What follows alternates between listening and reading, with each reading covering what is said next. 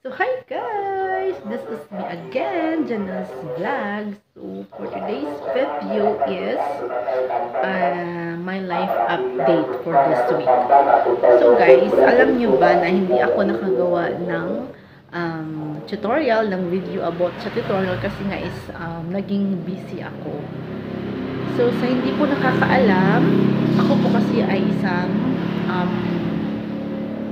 paluwagan handler. So, nag-handle ako ng lechon, paluwagan, yung mga food packages, and of course, yung mga cash paluwagan. At saka may mga assorted cellphone din siya.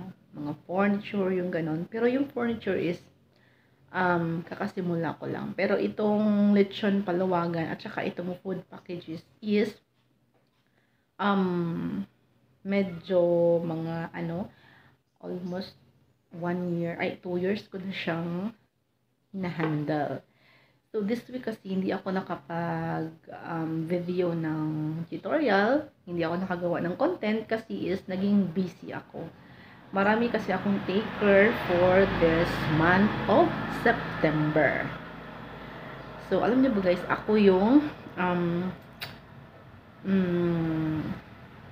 nagde-deliver ng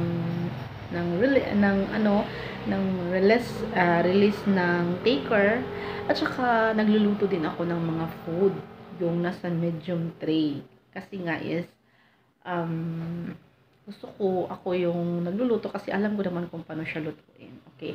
Pero yung hindi ko kayang lutuin ay ino-order ko lang, like for example yung sa lechon, so may nagle-lechon talaga doon at saka nagbabayad ako ng tao para ng lechon. So, that's why guys, na medyo na busy ako this week kasi may mga taker ako, may mga ako, member na magsasahod this month of September, kaya naging busy ako. So, ayan guys. So, maybe next week or maybe tomorrow pag hindi ako busy, may content ako guys. May gagawa ako ng video about sa tutorial.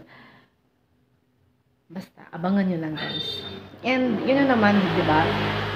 Naging busy talaga ako because may maliit na tindahan din ako, kami ng asawa ko, and then of course dito sa bahay is everyday talaga ako naglilinis. Yeah. And alam niyo ba guys, may mga mga puppy, yung ganon. I have Shih Tzu and then American Bully at saka may mga askal din kami, asong Pinoy, andoon sa labas, andoon lang sa veranda. So dito sa loob, ayan guys, ito yung loob ng bahay namin. May dalawang rooms, yeah, and then kitchen yan. And then doon ay may CR. At saka, ayan, dito, yan yung maliit na tindahan namin. Yung may curtain na red. Okay. So, ayan nga, ito yung sala namin. So, kasi, itong mga puppy namin is palaging umiihi. So, ayun, everyday siya, tsaka, oras-oras is umiihi yan sila. So, kailangan na so, ayun nga guys, everyday akong nagmamap dito sa aming bahay. Kasi pag hindi ako nagmamap is malangsa. So, 'di ba? Alam niyo naman yung ihi ng aso. So, kailangan talaga siyang linisin. So, guys, yung ginagawa ko, pag naglilinis ako is, yung tubig is nilalagyan namin ng chlorine at saka yung powder. Ayan. So, yung asawa ko ang nagturo sa akin kung paano siya gawin. Okay? So, ayun guys, everyday ginagawa yun. Yun yung routine namin dito sa bahay pag naglilinis kami. So, yan yung life update namin dito. So, everyday talaga siyang ginagawa namin. So, ayun nga guys, yun yung ginagawa namin dito everyday. At saka, syempre, yung electric fan namin is palagi siyang naka-on.